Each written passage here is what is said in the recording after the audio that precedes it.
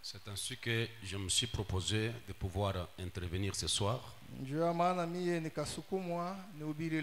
Parce que si peut-être Dieu permet que je me déplace, je peux revenir dans une autre onction. Alors c'est ainsi que je pensais que je puisse donner une lumière sur sa préoccupation.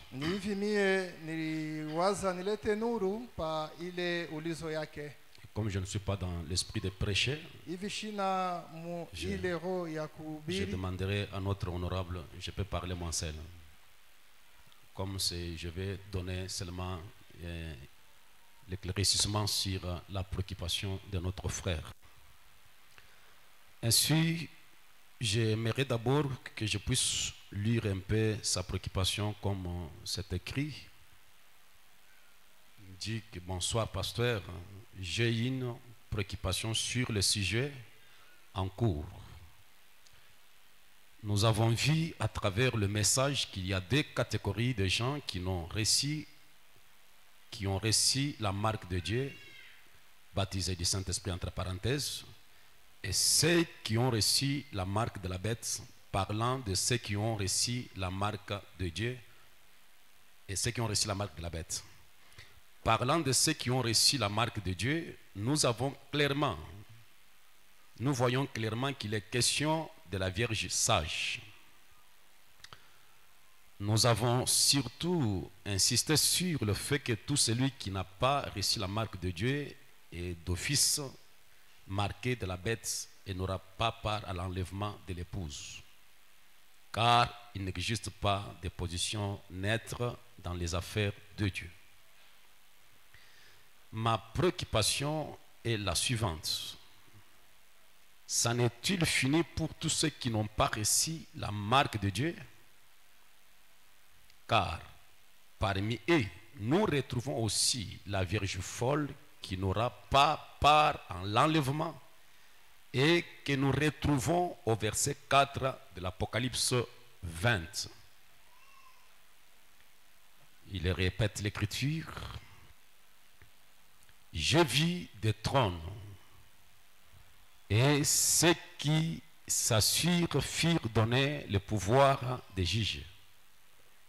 Je vis les âmes de ceux qui avaient été décapités à cause du témoignage de Jésus et à cause de la parole de Dieu, de ceux qui n'avaient pas adoré la bête ni son image et qui n'avaient pas reçu la marque sur le front et sur leurs mains. Ils revinrent à la vie et les régnèrent avec Christ pendant 1000 ans. Si eux aussi, en martyrs, viendront régner avec Christ dans les milléniums, couronnés dans les milléniums, comme le démontre le verset précédent mentionné. En quelle marque seront-ils scellés? Car d'après l'Écriture, ils n'ont pas adoré la bête ni son image, mais quand même, ils n'ont pas non plus été enlevés. Voilà la préoccupation de notre frère est sur Apocalypse 20, verset 4. C'est la raison pour laquelle nous venons de lire du verset 4 jusqu'à verset 6, afin que vous puissiez voir. J'aimerais répondre à cette question. Quand vous lisez, affichez un peu le verset 4, il n'y a pas. Si vous reprenez dans votre Bible le verset 4 du chapitre 20 d'Apocalypse, nous relisons. Je vis des trônes, et à ceux qui s'y assirent firent donner le pouvoir de juger. Ceux qui sont venus s'asseoir sur les trônes, ils avaient le pouvoir de juger. J'ai vu les âmes de ceux qui avaient été décapités à cause du témoignage de Jésus, à cause de la parole de Dieu et de ceux qui n'avaient pas adoré la bête ni son image. et qui n'avaient pas reçu la marque sur leur front et sur leurs mains. Ils rêvèrent la vie, ils régnèrent avec Christ pendant 1000 ans. Ce sont ces âmes-là, décapitées, qui sont venus s'asseoir sur le trône pour juger. Et ici, j'aimerais d'abord que notre bien-aimé comprenne que ceux qui étaient décapités et qui sont venus des martyrs là, ils ne sont pas venus pour être jugés. Ils viennent s'asseoir sur des trônes pour juger et régner avec Christ pendant 1000 ans. Ce verset 4 ne parle pas de la Vierge folle. Il est question de l'épouse de Christ qui avait l'huile dans la lampe, dans leur lampe, et qui va régner avec l'époux pendant 1000 ans. Mais ce qui intrigue, parce qu'il est question de ceux qui étaient décapités à cause de Jésus et le témoignage de la parole. Il est évident que quelques membres de cette épouse, il y en a qui sont des martyrs, comme Pierre, Paul, Étienne, et tout au long des âges, parmi l'épouses, il y a eu des martyrs. Ce sont cette épouse ici qui viendra s'asseoir sur le trône pour juger et régner avec Christ pendant 1000 ans. Donc le verset 4 ne parle pas de la Vierge folle.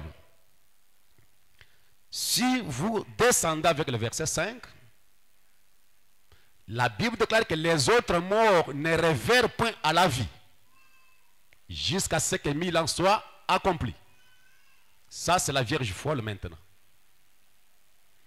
Et le verset 6 déclare « Heureux, saints, ceux qui ont part à la première résurrection. » Et il y a la première résurrection et la deuxième résurrection. La première résurrection, ça y aura lié avec 1 Thessaloniciens chapitre 4. La seconde mort n'a point de pouvoir sur eux, mais ils seront de sacrificateurs de Dieu et de Christ. Ils régneront avec lui pendant 1000 ans.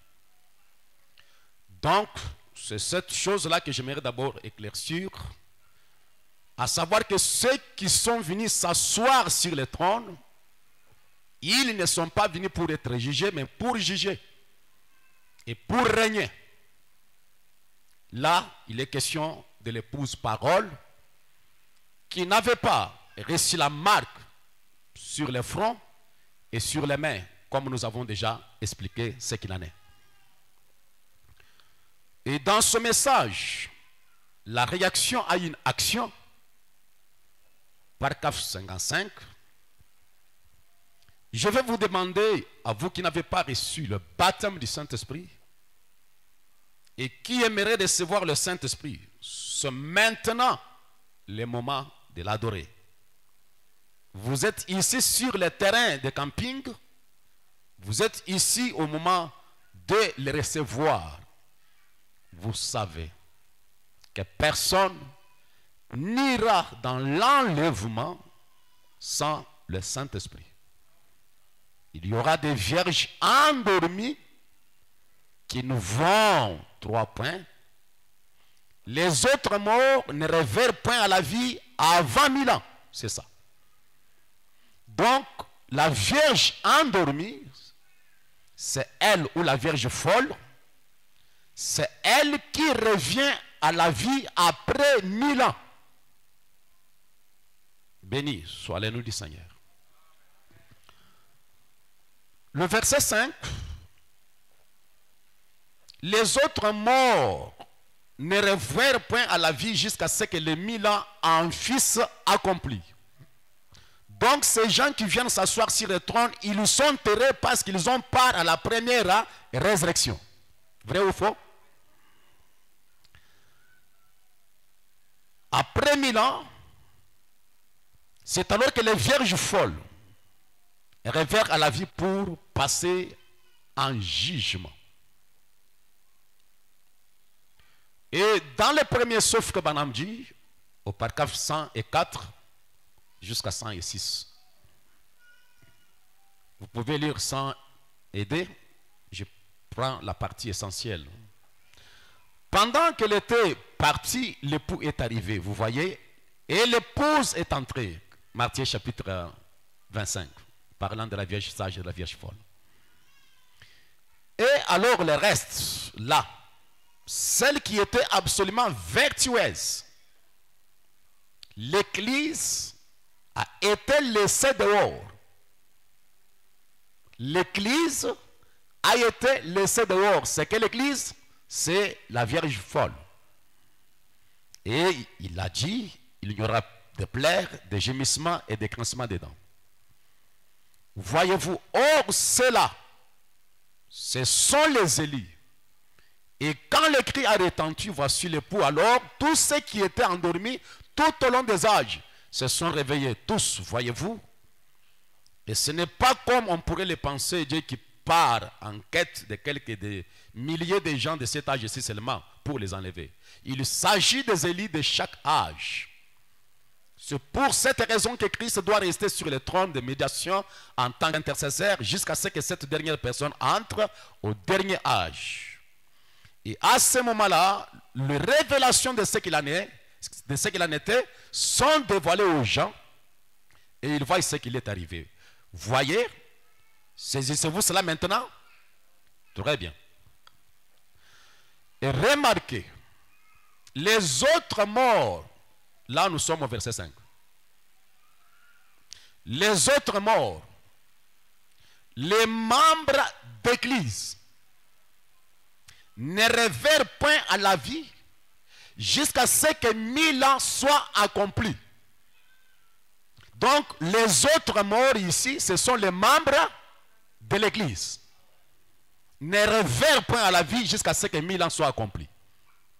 Les membres d'église, les chrétiens, l'église, je pense. Donc, ceux qui révèrent à la vie après 1000 ans, ce sont les membres de l'église, les chrétiens, l'église. Ils ne sont pas revenus à la vie avant la fin de 1000 ans. Et ensuite, ils sont sortis pour se tenir en présence de l'épouse, c'est vrai, pour se tenir en présence du roi et de la reine. Et cette reine, c'est ceux-là qui sont venus s'asseoir sur le trône, à cause avec l'époux. Gloire, certainement, ces églises aujourd'hui se disent la reine du ciel. Ainsi, vous pouvez continuer votre lecture dans ce premier saut. Maintenant, en lisant sa question, bien que le frère a confondu, a mal compris, le dirais-je, le verset 4, mais il avait une préoccupation, c'est ce qui m'intéresse beaucoup. À propos de la Vierge folle, de quel sceau elles avaient. Parce que quand nous avons exposé à la lumière de la parole, nous avons trouvé que des sceaux, vous devez l'avoir l'un ou l'autre. Mais ce Vierge folle, qu'en est-il d'eux? Ceux qui doivent résister après 1000 ans.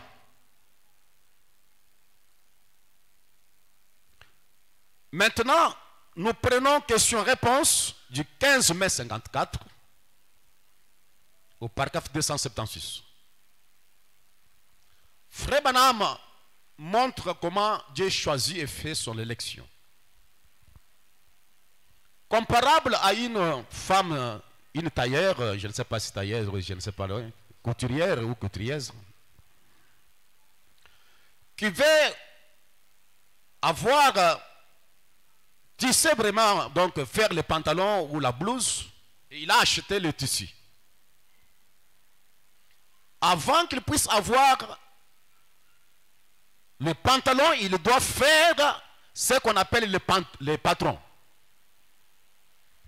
Et il doit dessiner le patron, la forme du pantalon, et il le dessine sur le tissu neuf, propre, sans tache.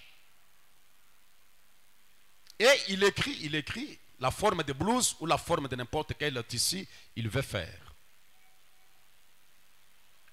Et quand il vient avec le ciseau, il doit couper le patron, le modèle là. Et il laisse une autre partie du tissu. Cette partie du tissu qui reste n'a pas de tache, n'est pas sale, n'est pas souillée, mais c'est propre. Mais c'est le choix du couturier fait qu'une autre partie sera mise de côté, mais pas détruite. Parce qu'il va s'en servir plus tard. Je pense que ma fille est là, elle est parmi les couturières. C'est ainsi que Frère Branham déclare, au paragraphe 276, il en est ainsi avec vous les femmes, lorsque vous posez un patron.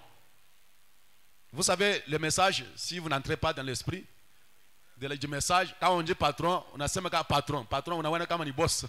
Ce n'est pas boss. Il faut lire le message, entrer dans l'esprit pour comprendre et interpréter le message. Sinon, si quelqu'un dit, si vous prenez votre boss, ça complique. Donc, vous prenez le tableau, le modèle, la forme là, vous avez un bon morceau de tissu, un même tissu. Mais vous prenez cela comme ceci et vous posez votre patron en suivant la façon dont vous allez le couper.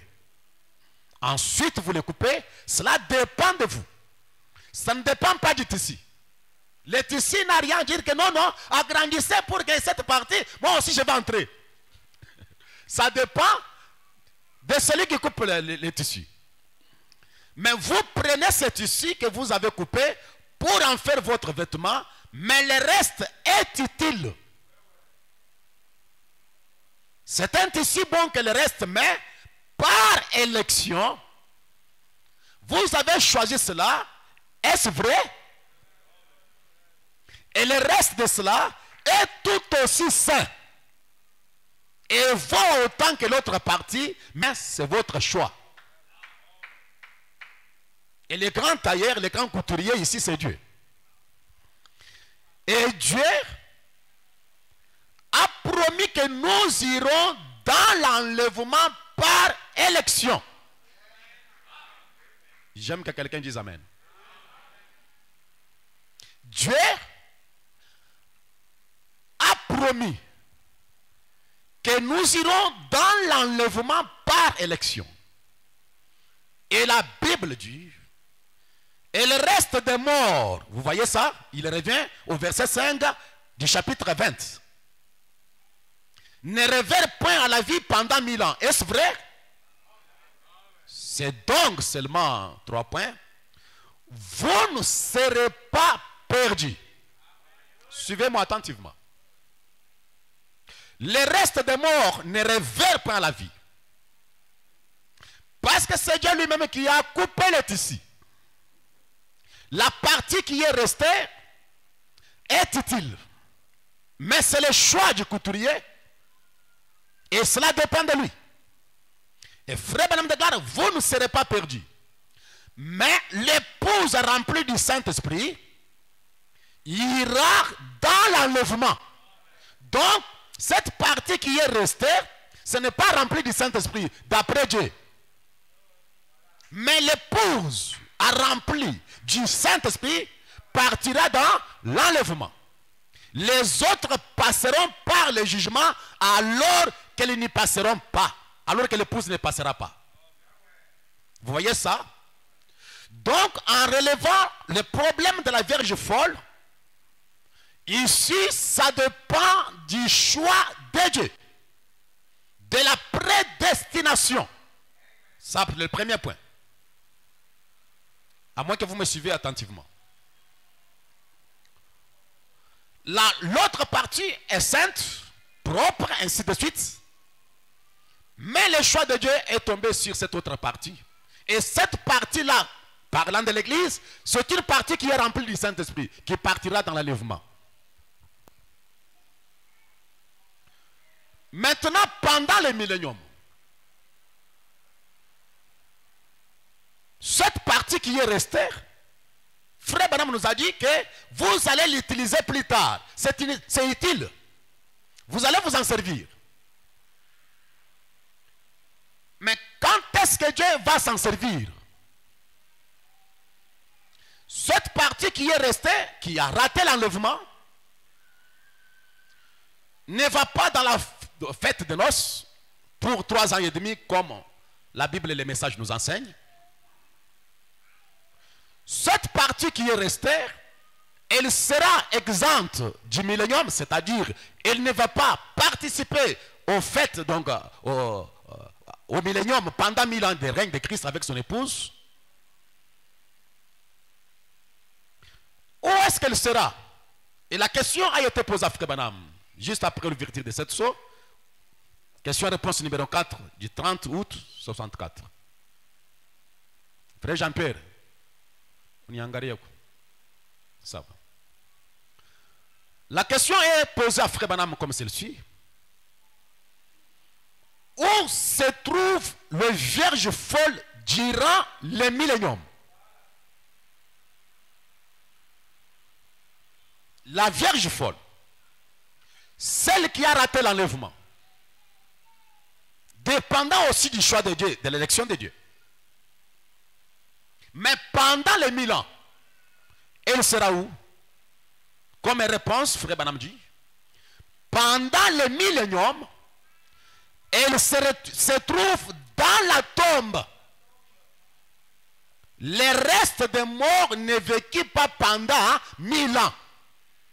Vous allez voir, mon frère qui a posé la question, en confondant, ce qui régnerait avec Christ pendant 1000 ans, ce n'est pas la Vierge folle. Pendant le millénium, la Vierge folle est dans la tombe. Et quand à l'état de leur âme, je ne connais pas. Mais ils sont dans la tombe. On passe dans les 3 ans et demi, on regarde quelques frères, ils ne sont pas là. Là, ils sont séparés de l'épouse. Et ils ne sont pas dans la présence de Dieu. Pendant que Christ festoie avec l'épouse.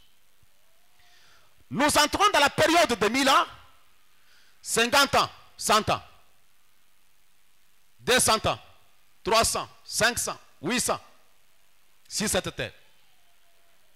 Et ces gens-là ne sont pas là.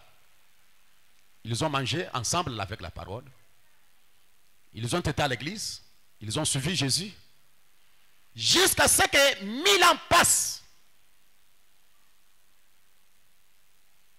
Et ces gens-là sont dans la tombe. C'est après 1000 ans que c'est ici qui était resté. Dieu va le ressusciter pour s'en servir. Donc, pendant le millénium, la Vierge folle est dans la tombe. Et je ne pense pas qu'une personne avec le bon sens ne désirera jamais de tomber dans la Vierge folle. À cause du temps qu'il va passer dans la tombe. Donc vous ne pouvez pas dire que si je rate d'être l'épouse, moi je serai la Vierge folle. Et tu te retrouves là, tu vas rester 1000 ans dans la tombe. Les fesses de l'agneau, l'enlèvement que nous avons toujours chanté, toutes les cantiques ici, vous avez raté ça. Je continue. Cette partie qui est restée, qui doit ressusciter, le premier point, nous avons vu que ça dépendait du choix de Dieu, de l'élection, de la présence du Seigneur. C'est cette partie ici dont la Bible déclare dans Apocalypse 12, 17, c'est le reste de la postérité de la femme.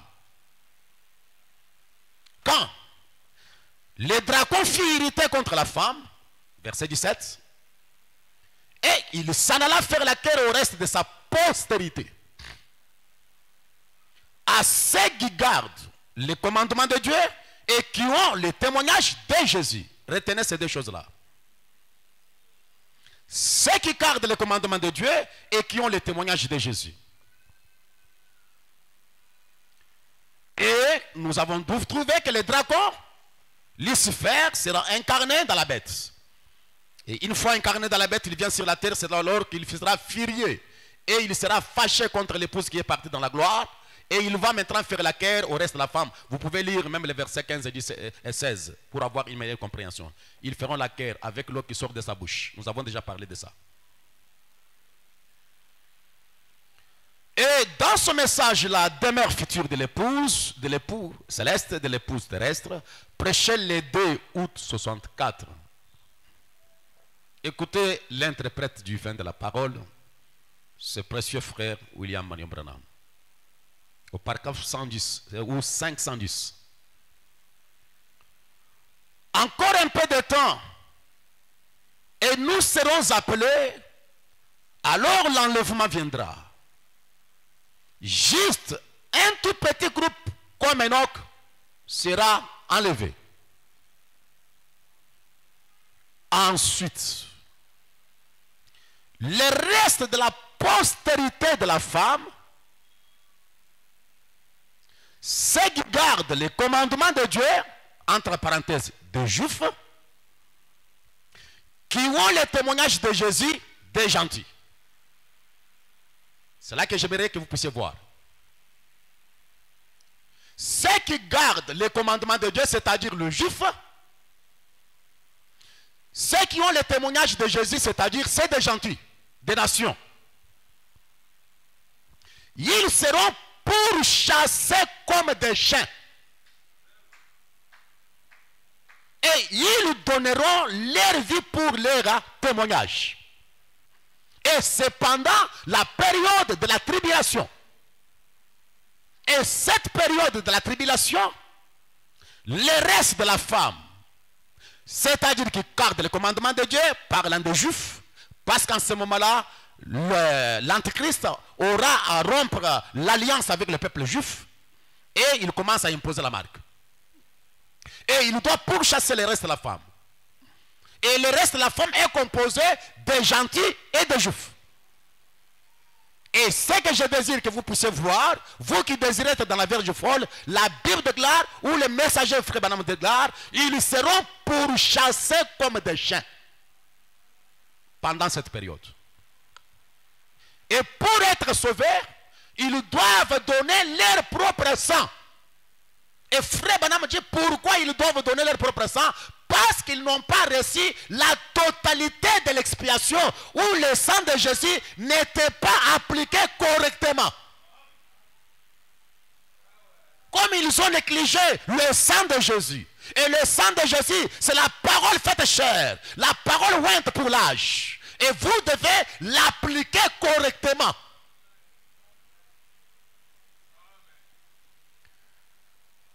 Et une question est posée à frère Branham. Dans question-réponse sur les sceaux, question 16. Suivez cette question-là. J'ai fait la déclaration la fois passée quand j'ai lu cette question. J'ai dit que la Vierge folle sera là, mais c'est difficile pour être la Vierge folle aussi. Ce n'est pas une chose mince. Écoutez la question qu'on pose à frère Branham. Qu'est-il arrivé aux croyants nés de nouveau, qui sont dans les différentes dénominations, mais qui ne font pas partie de l'épouse de Christ? Quelle leur arrive-t-il? Dans ces dénominations, il y a les enfants qui sont nés de nouveau, les croyants, mais ne faisant pas partie de l'épouse du Seigneur. Qu'est-ce qui va leur arriver?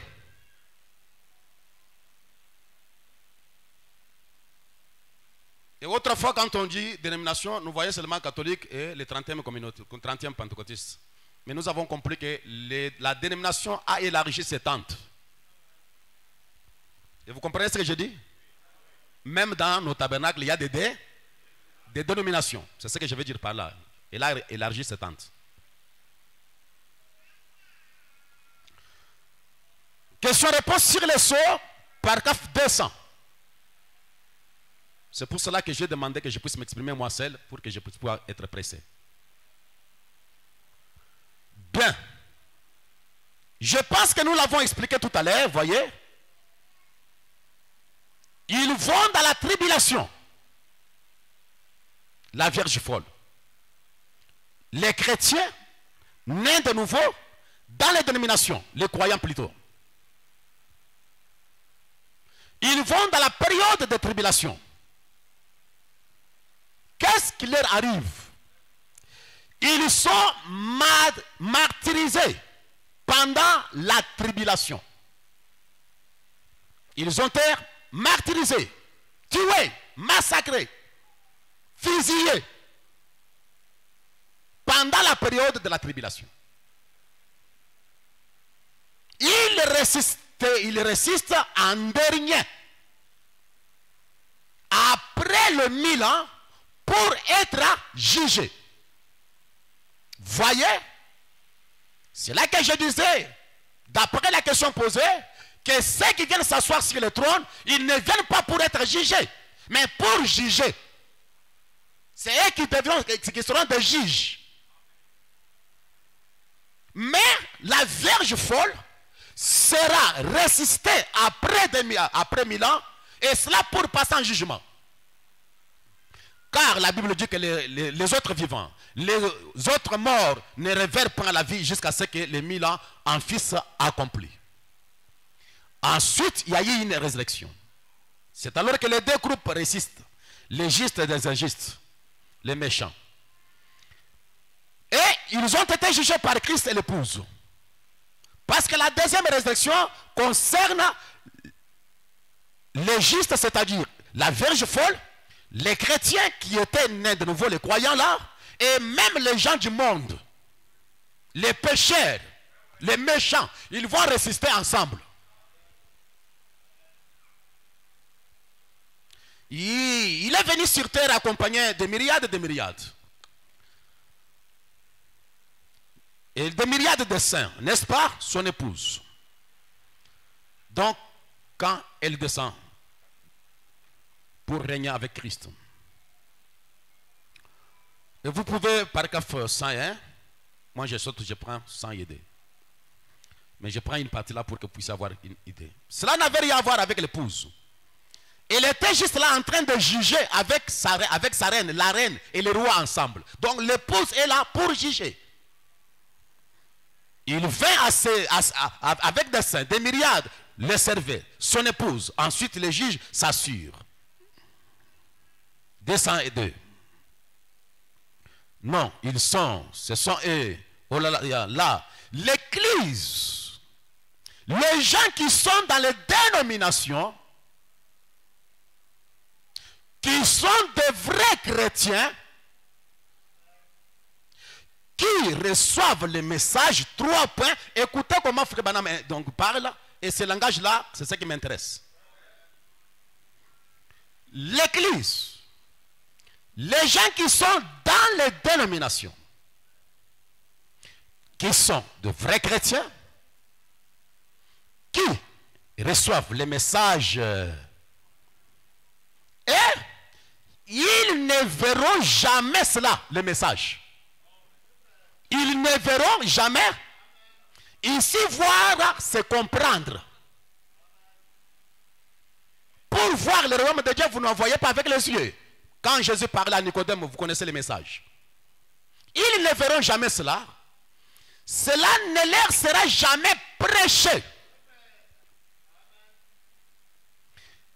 Et ceux qui sont dans le groupe mélangé ou mixte, à qui cela est prêché, cela leur passera carrément par-dessus la tête,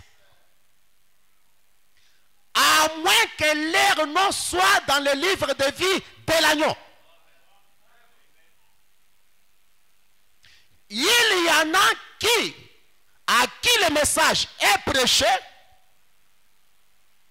mais ce message leur passe par-dessus la tête parce que leur nom n'est pas écrit dans le livre de l'agneau,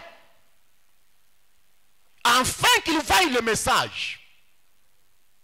C'est pourquoi Frère Branham nous a dit, dès que le Saint-Esprit, la vraie parole entre en vous, le message n'est pas un secret.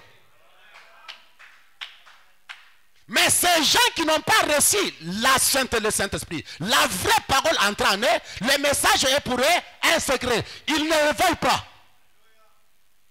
Ils peuvent écouter le message. Ils perçoivent le bruit du message. Mais ils ne peuvent jamais comprendre le message. Voir le message. Parce que quand vous comprenez, c'est alors que l'urgence s'impose. Continuons.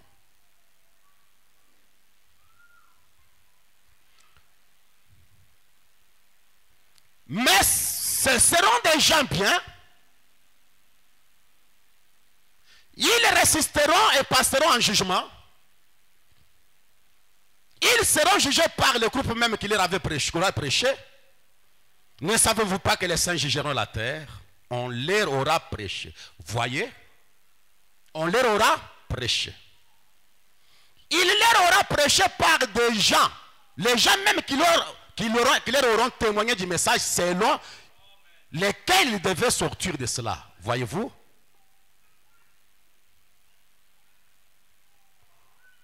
Cette vierge folle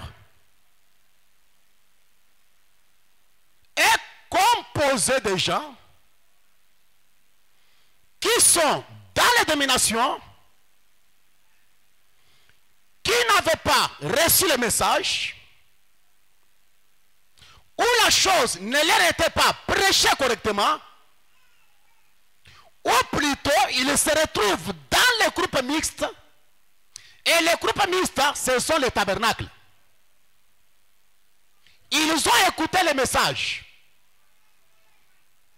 La chose leur est prêchée. Mais cela leur passe par-dessus la tête parce que leur nom n'est pas dans le livre de vie de l'agneau. C'est pourquoi, si tel n'est pas le cas, on peut vous prêcher le message. Même si ça prend combien des années, tu n'auras pas la meilleure compréhension de cette parole. Toi, tu vas seulement négliger ou dorloter ou bien passer votre temps dans la religion. Ça dépend du choix de Dieu. Je m'excuse d'avoir dit ça. Cette vierge folle doit donc donner des raisons, doit être jugée.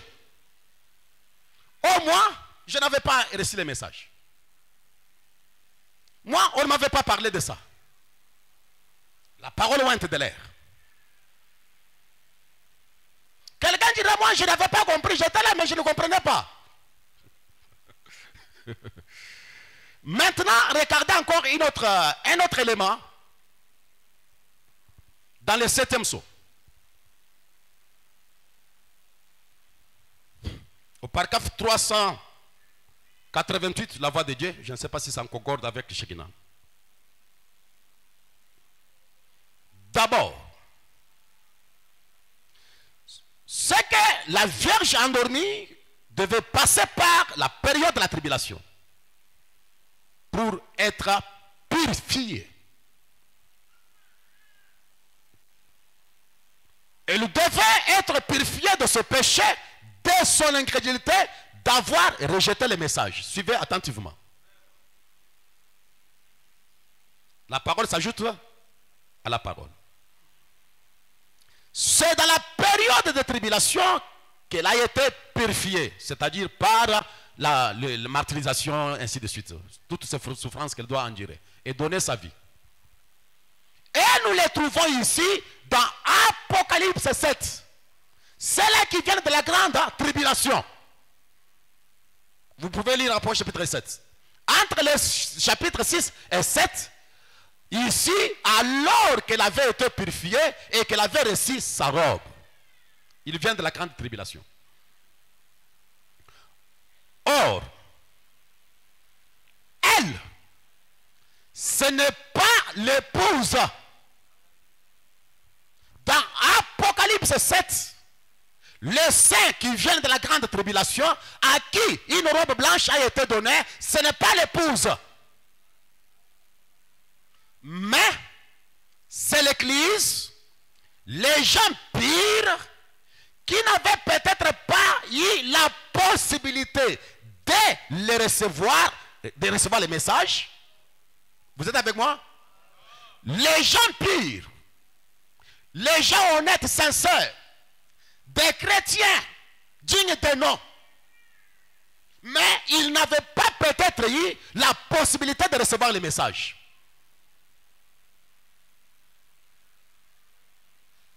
Là, vous êtes disqualifiés. Ou parce qu'ils avaient été aveuglés par les faux prophètes. Suivez-moi attentivement.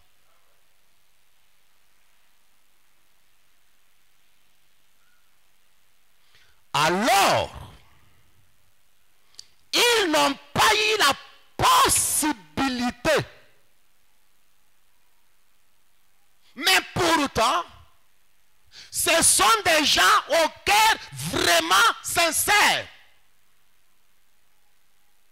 Et Dieu connaît leur cœur. Ça, c'est le secret de Dieu. Pourquoi? Ils n'ont pas eu la possibilité de recevoir les messages, ou peut-être ils ont été aveuglés par les faux prophètes. Et qui sont ces faux prophètes? Ce sont des prédicateurs. La chose ne leur a pas été prêchée correctement. Ils n'ont pas reçu la totalité de l'évangile. Et ces faux prophètes, ils sont en train de subir l'influence du faux prophète, qui est le pape. Parce que jusqu'à présent, j'ai répété à maintes reprises, le pape, l'antéchrist, travaille sous la bannière du faux prophète. Et il y a des prédicateurs qui prennent les messages, qui sont dans nos tabernacles, mais sous cette influence-là, des faux prophètes.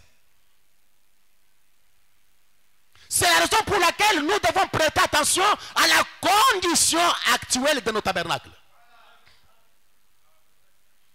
C'est pourquoi leur prédication est centrée sur les biens matériels, centrée sur l'argent, centrée sur le bien-être, prospérer.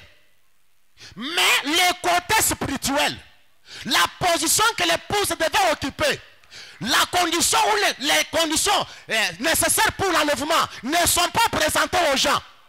Ce qui fait que les gens puissent gémir et soupirer pour se préparer. Il n'y a pas le message de préparation dans le tabernacle. Et ces gens-là, s'ils peuvent mourir, ils peuvent être sincères, mourir dans la sincérité. Parce que le faux prophète les a aveuglés. C'est pourquoi vous les prédicateurs, vous devez saisir le message du temps de la fin. Comprendre que le message est venu préparer l'épouse. Le message n'est pas venu pour nous donner de l'argent, bien que l'argent accompagne le message. Le message n'est pas venu pour que nous puissions avoir des villas en Europe, parce que ceux qui sont en Europe ne viendront jamais acheter les villas en Afrique. C'est pourquoi faites attention aux faux prophètes qui sont dans nos tabernacles. Ils aveuglent les gens. Quand tout est centré sur le matériel et la préparation n'est pas là, l'évangile n'est pas prêché dans sa totalité. Ils font des compromis pour avoir des gens dans leurs assemblées, des faux prophètes. Et je pouvais crier comme Élie, saisissez-moi les prophètes de Baal et congélez. Ils sont sous l'influence de leurs parents, les papes de Rome. Mais ils sont dans le tabernacle, saisissant les brochures. Parce que le chemin de la vie doit être présenté correctement. On doit présenter le chemin du salut comme il faut. Que les gens voient les conditions nécessaires pour l'enlèvement. Mais s'ils sont dans le tabernacle, j'écoutais un audio aujourd'hui, mes amis. Vous trouvez les choses qui se passent dans nos tabernacles, c'est confus, c'est honteux, c'est démoniaque. C'est une distraction totale. Nous sommes dans les messages, nous sommes au tabernacle et les gens ne comprennent pas. Le message c'est quoi? Le message est venu pourquoi?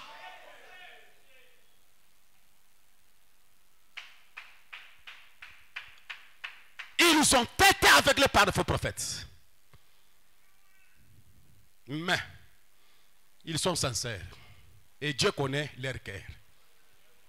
Nous étions en train de suivre. Oui, j'ai accepté le message. On disait croyez les dons, croyez. Même si on parle du Saint-Esprit, au lieu de chercher le Saint-Esprit, ils cherchent les dons.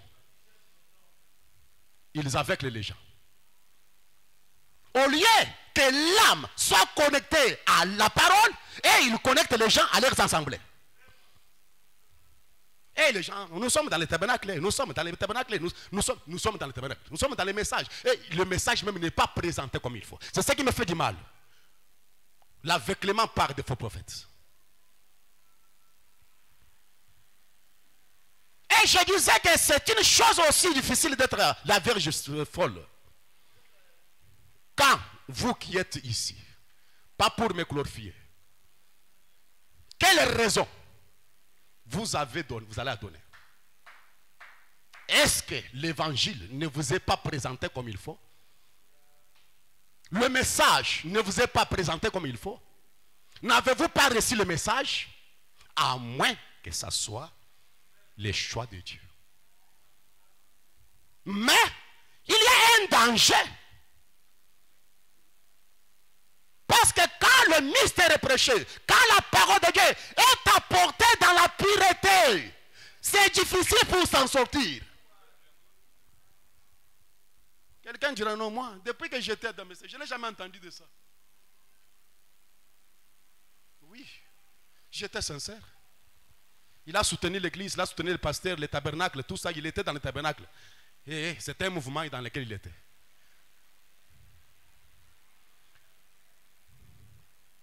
Maintenant, ces gens-là, ils vont passer par des moments difficiles.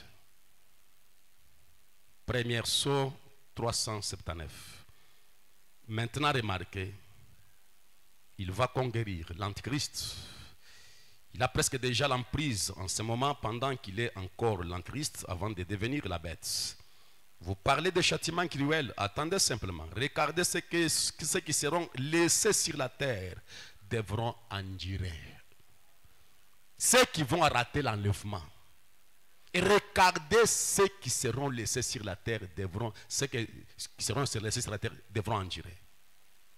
Il y aura des pleurs, des gémissements, des grincements des dents. Car les dragons auront lancé de l'eau de sa bouche pour faire la guerre au reste de la postérité de la femme. Ceux qui étaient restés sur la terre après que l'épouse a été choisie et enlevée. Et pour être sauvé, vous donnez votre propre vie. Pour acheter, pour vendre, il faut entrer dans le système écuménique. Et le système écuménique, c'est ça la marque de la bête. Et comme vous avez déjà la connaissance que la marque de la bête, c'est le système économique, alors, si vous persistez à ce temps-là, pour ne pas prendre la marque de la bête, on va vous fusiller, ou vous allez mourir de faim, vous allez mourir à cause de conditions pénibles, et vous donnez votre propre vie, vous serez sauvé et marqué dans la Vierge folle. Et c'est une condition horrible.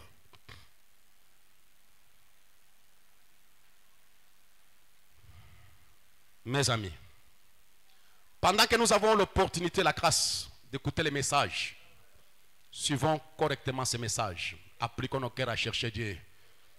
Faites ce qui est nécessaire, ce qui est réellement votre pouvoir. La partie restante, c'est du côté de l'élection de Dieu. Mais je dois faire tout ce que je dois faire.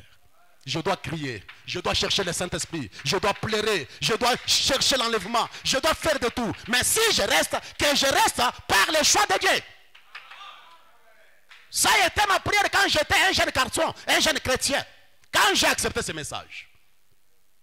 Je disais à Dieu dans ma prière, Seigneur, je ne vais pas aller en enfer, j'ai déjà répété ça. Je ne vais pas aller en enfer comme un incrédule. Je vais aller en enfer hein, par la prédestination de Dieu.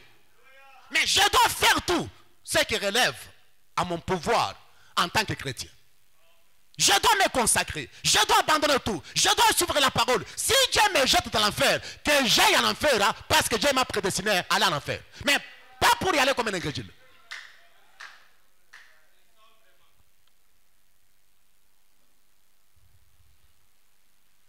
Je lis ces deux citations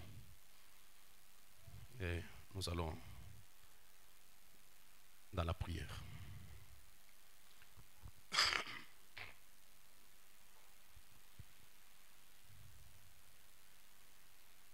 Que Dieu nous aide, mes amis. Quand il devient la bête, il rompt son alliance et il use de la violence. Nous avons déjà parlé de ça. Il met en pièces les restes de la postérité de la femme comme ça et il lance de l'eau de sa bouche. Il fait la guerre. Il y aura des gémissements, des pleurs, des grincements des dents. Et pendant ce temps-là, première saut, 395, 397. Pendant ce temps-là, l'épouse est en train de se marier dans la gloire. Voyez? Et Branham déclare, ne manquez pas cela, mon ami. Que Dieu m'aide. Je vais y être. Peu importe ce que ça me coûte. Je vais y être. Et c'est ça la vraie position des croyants. Ce n'est pas dire que oh, si Dieu m'a choisi, si Dieu m'a prédestiné, là il y a quelque chose qui ne va pas. Le vrai croyant doit déclarer, je vais tout faire. Je vais y être. Peu importe ce qui me coûte. Même s'il y a deux, je dois être parmi les deux là. Alléluia. Même si c'est un, c'est moi qui dois partir, c'est un là. Je dois y être. Peu importe ce qui me coûte, je dois faire le tout pour gagner ce prix-là. Compter, être peu compter parmi la Vierge sage. Je dois recevoir le Saint-Esprit. Peu importe ce qui me coûte. Question-réponse. Du 3 janvier 54 matin. Je peux terminer par là. Au milieu, la frère Branham déclare, ne savez-vous pas que les saints jugeront la terre. Les saints jugeront la terre. Et Branham déclare que nous, les prédicateurs, nous serons des juges en ce temps-là. Et si vous avez présenté le message à quelqu'un, que ce soit une femme, ainsi de suite, vous allez juger la personne à qui vous avez prêché la parole. Vous n'allez pas juger une personne que vous n'avez pas prêché la parole. C'est pourquoi il est temps de prêcher l'évangile. Parce que si tel n'est pas le cas, tu vas manquer qui? Juger. Tu vas juger qui? Est-ce que toi tu as prêché à Mobutu? Mais il y a quelqu'un qui a prêché à Mobutu. Si Mobutu est perdu, c'est le secret de Dieu. S'il y a quelqu'un qui doit le juger.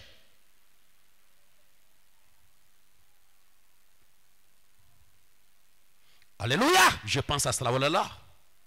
Les voir venir là-bas avec ceux qui ont lavé, ceux qui sont lavés dans le sang après le millénium, après la rédemption, et les racheter de tous les âges se tenant dans sa présence. L'épouse lavée dans le sang.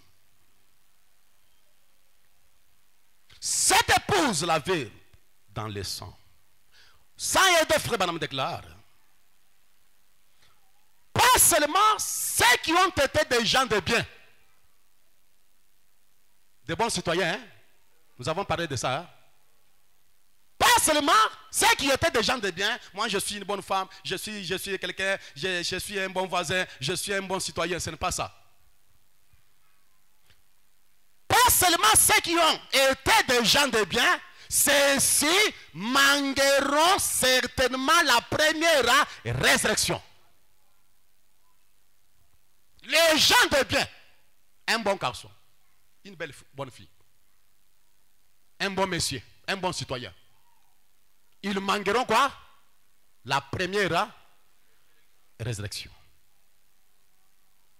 La Bible dit, les autres morts ne reviennent pas à la vie jusqu'à ce que les 1000 ans fussent accomplis. Est-ce vrai? Ce sont ceux qui ont leur non écrits dans le livre des vies de l'agneau, mais qui ont refusé le baptême du Saint-Esprit. Dieu les connaît leur cœur. Écoutez 103, pendant que je vous demanderai de vous tenir debout.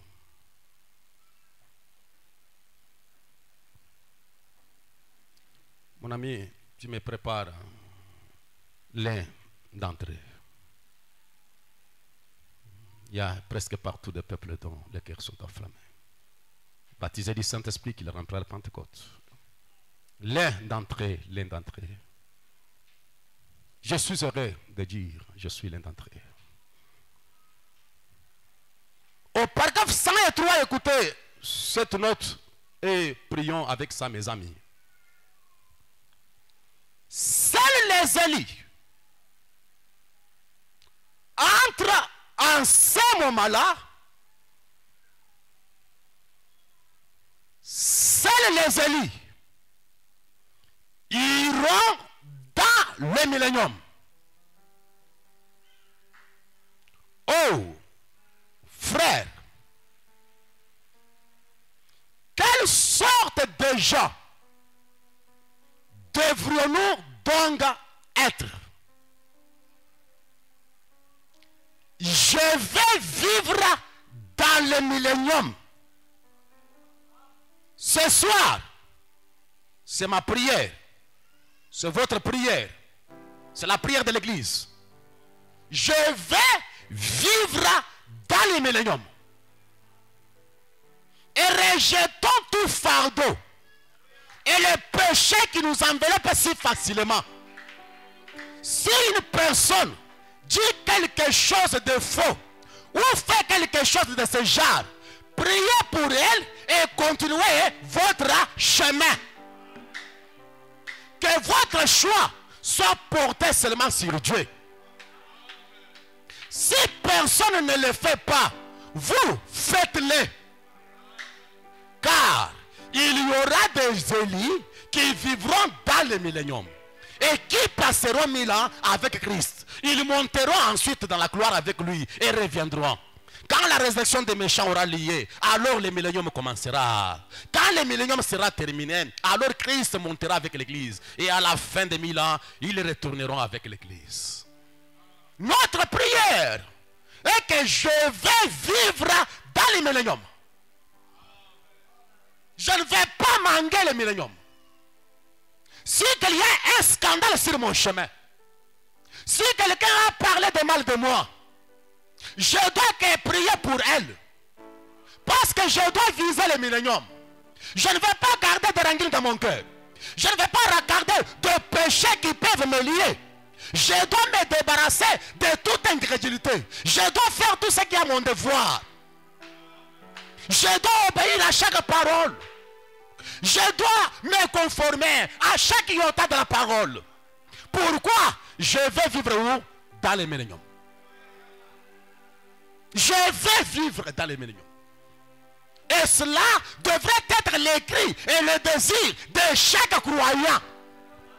Et je vous décourage ce soir, ne désirez jamais être dans la vierge folle. Et ne désirez jamais manquer l'enlèvement. Ne désirez jamais manquer le millénium. Mais que votre prière de chaque jour, dans votre maison, dans votre chambre à coucher, dans votre bureau, partout, Seigneur, je veux vivre dans le millénium. L'un d'entre eux.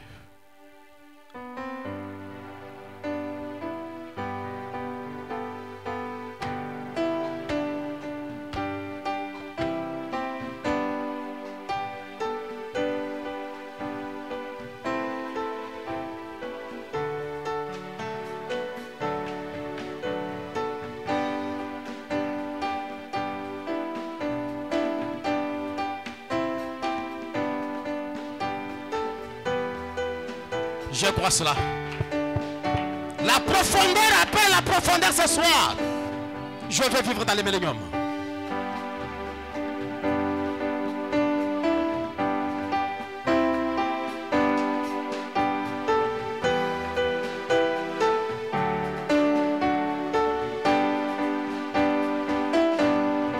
Il y a presque partout des peuples dont le cœur enflammé.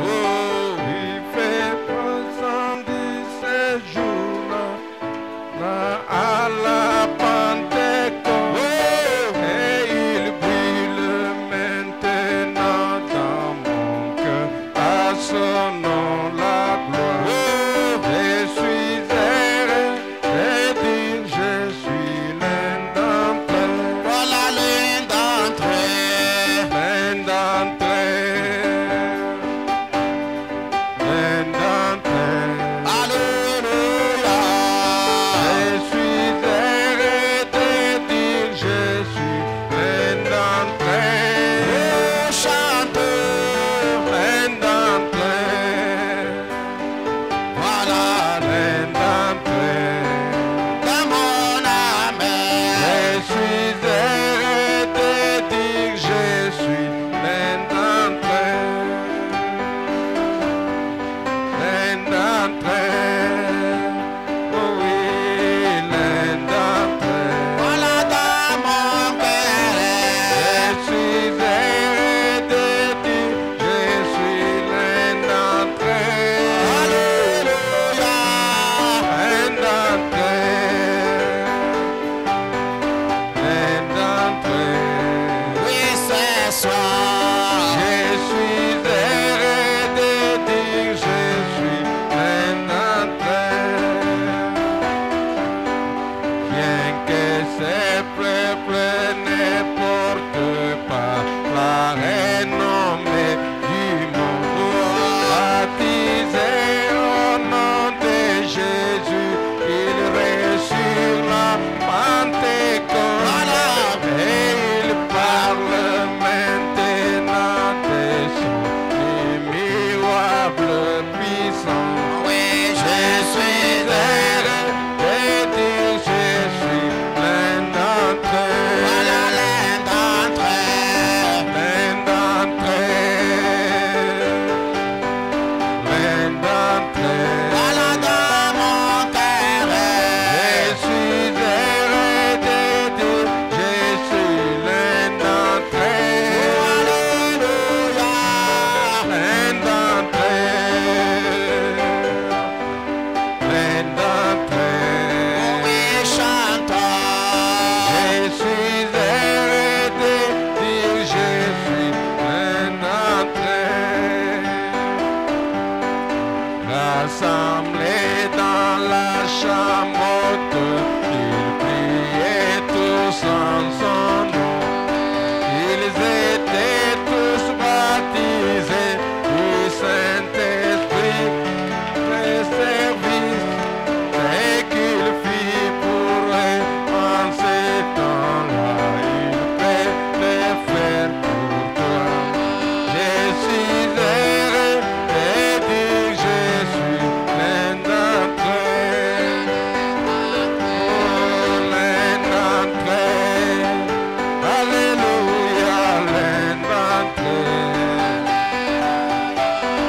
Je suis heureux de dire je suis plein d'entrée. Oh, plein d'entrée. Plein d'entrée.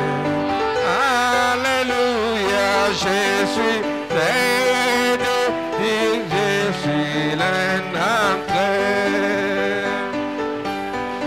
Viens mon frère chercher cette bénédiction qui te rendra pur, qui fera sonner les cloches de joie, enflammera ton âme et elle brille maintenant dans mon cœur. À son nom la gloire.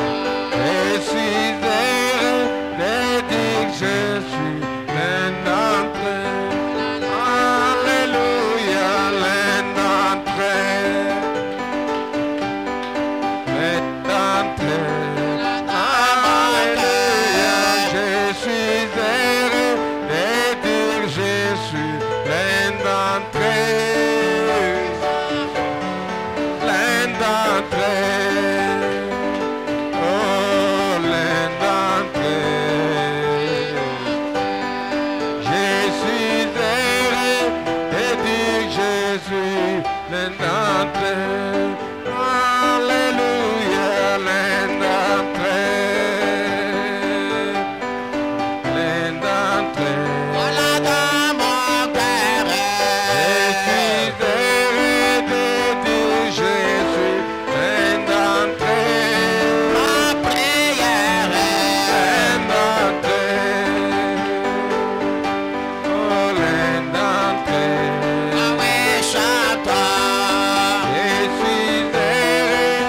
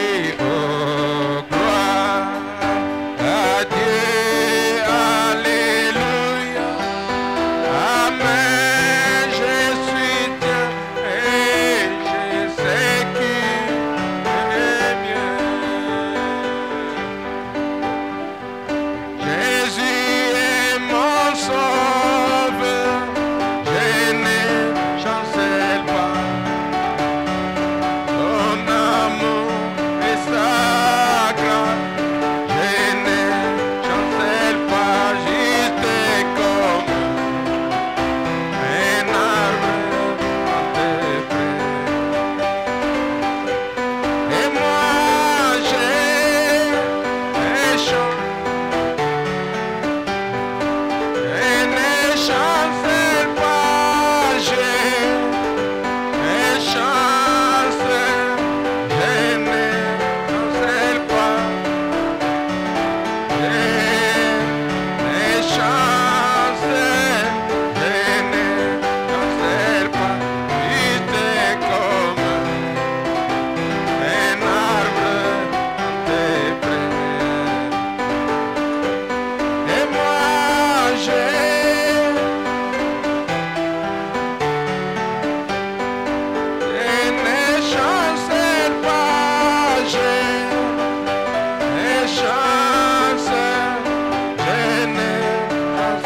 pas.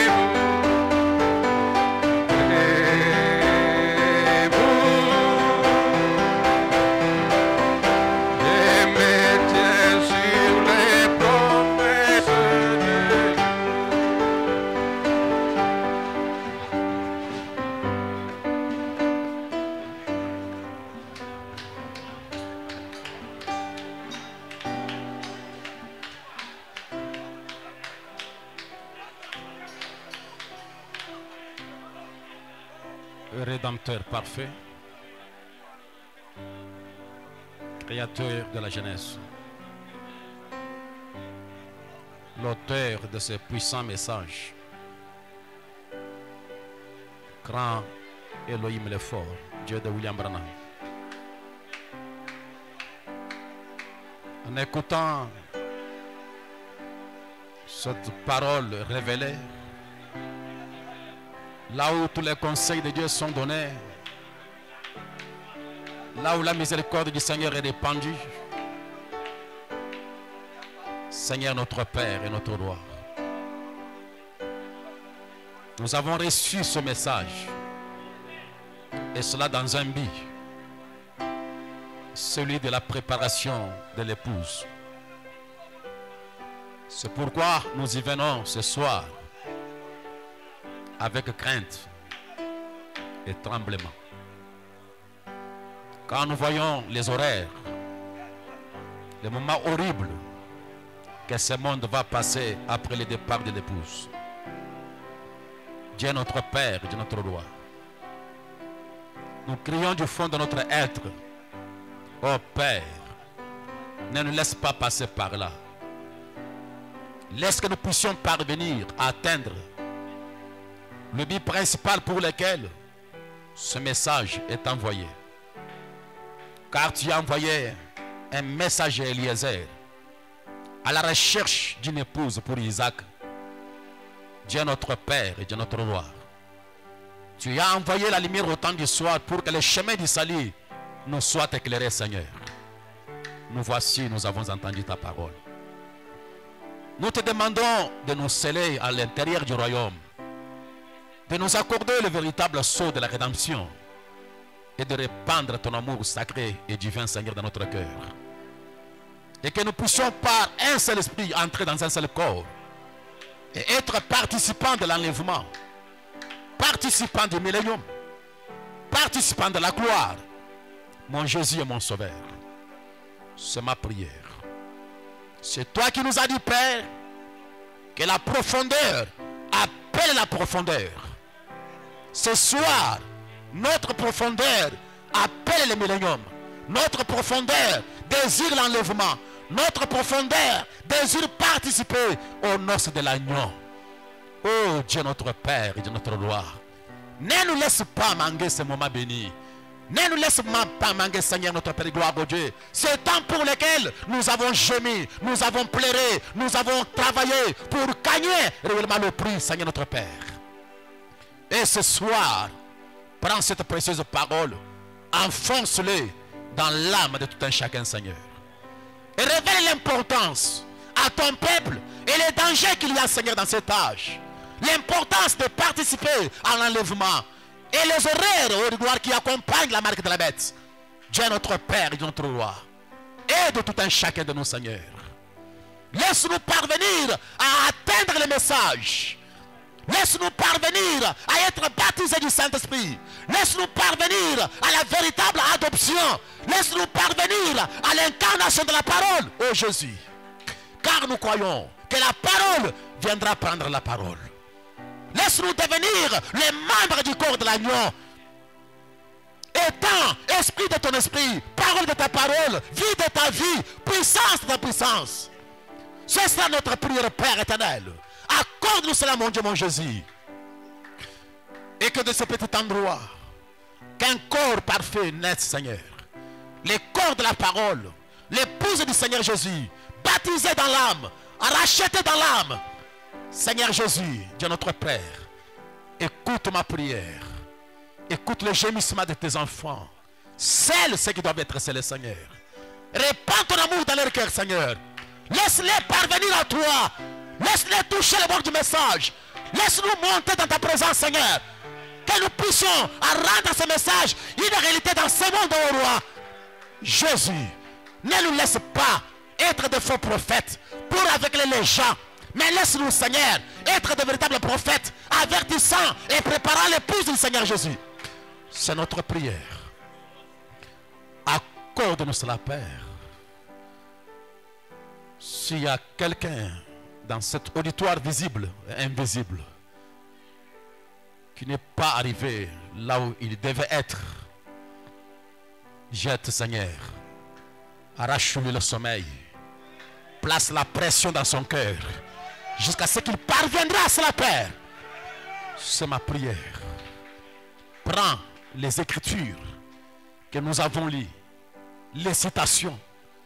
Avant que ça soit des citations, c'était des pensées qui étaient en toi Et tu nous as exprimé par les lèvres gloire au prophète Seigneur. Maintenant, révèle cela au cœur de tes enfants, Seigneur. Qu'ils comprennent le mystère du royaume. Qu'ils comprennent le message. Qu'ils saisissent la vision. Qu'ils travaillent pour être dans l'épouse. Mon Jésus et mon roi. C'est ma prière, Père. Alors que nous sommes arrivés à la fin, Seigneur. Nous te remercions. Nous t'apprécions et nous te louons, Père. Nous te rendons action de grâce pour la lumière de la parole. Pour l'évangile qui nous est apporté dans sa pureté, Seigneur. Bénis nos âmes à cause de cela. Et laisse-nous continuer à braver les tempêtes. Laisse-nous échapper au piège de Satan, Seigneur. Que toutes les armes de l'ennemi, Seigneur, dirigées contre nous, contre ton peuple, contre cette assemblée, Seigneur, contre les ministères, soient rendues, ni les sans effet de croire. Montre à Satan que c'est toi qui es le vainqueur. Montre à Satan que c'est toi qui es le patron de cette église, Seigneur. C'est toi qui as versé ton sang précieux pour nous avoir comme la propriété du Dieu vivant, Seigneur. Nous nous abandonnons à toi. Bénis-nous spirituellement, matériellement, financièrement, à tout écart. Bénis nos âmes et que nous puissions prospérer comme prospère l'état de nos âmes. Nous t'avons ainsi demandé dans les merveilleux noms de celui qui est le sauveur de tous les hommes, Jésus-Christ de Nazareth. Nous avons ainsi prié et nous disons Amen.